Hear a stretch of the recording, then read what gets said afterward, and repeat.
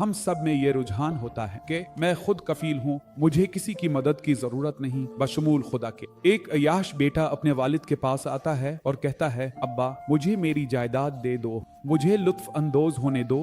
लेकिन इसने ये नहीं कहा, अब्बा मुझे वाकई आपकी जरूरत है। इसे वालिद की जरूरत नहीं थी। आज बहुत से ईसाई ऐसे ही हैं। हमें सिर्फ शिफा, नजात और मौजिज़ात की जरूरत होती है वालिद से, या अपनी जिंदगी में मौजिज़ा का हैरत का तजर्बा करना चाहते हैं क्योंकि उन्हें वाकई माली खुशहाली की जरूरत होती है।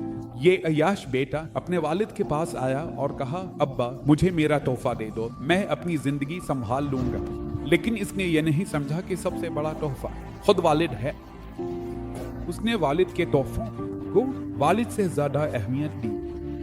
जो कुछ उसने मांगा वालिद ने उसे दे दिया। आज आप देख सकते हैं बहुत से लोग जब वो खुद कफील हो जाते हैं, जब वो अच्छी तरह से बच जाते हैं, सब कुछ संभाल लिया जाता है, तो उन्हें खुदा की जरूरत नहीं होती और वो चर्च भी नहीं आते। वो बस बाहर खड़े रहते हैं। वो घर से बाहर निकल गया, वो एक दूर दराज मुल्क चला गया और वहाँ अपनी सारी दौलत अय्याशी में बर्बाद कर दी। जिन चीजों पर वो इन्हिसार करता था, जैसे पैसा, जायदाद, दोस्ती, वो सब खोना शुरू हो गया।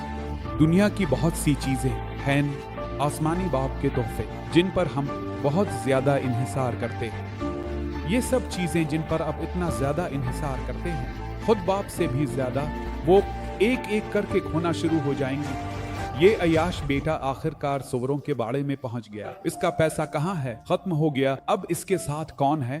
कुछ सुअर। और उसका घर कहाँ है?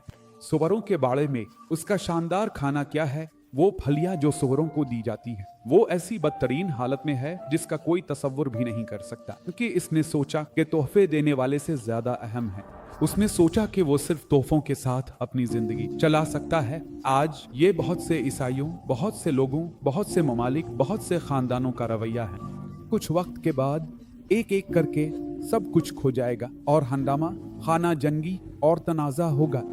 जब वो सुवरों के बाड़े में था, उसने अपना दिमाग खोला, उसने अपना दिल खोला और उसने महसूस किया उन तमाम सालों में वो सोच रहा था, मेरा पैसा, मेरी नौकरी, मेरा खानदान, मेरे बच्चे, मेरी दोस्ती, मेरा फीस बिल, मेरा सोशल मीडिया, यही वो चीज थी जिस पर वो उन तमाम सालों में तवज्जो मरकूज कर रहा था। लेकिन जब वो सुवरों के बाड़े तक पहुंचा, पहली बार उसने रू कर कहा, मेरे वालिद, मैं आपके पास वापस आना चाहता हूँ। मैं आपका बेटा कहलाने के लायक नहीं, कम अज कम मुझे अपने घर में गुलाम बना ले। मैं सिर्फ आपकी मोहब्बत का तजुर्बा कर सकता हूँ, क्योंकि मैंने पाया कि आपके बगैर मैं जिंदा नहीं रह सकता। एक दिन हम सबको एहसास होगा कि वालिद के बगैर आप जिंदा नहीं रह सकते।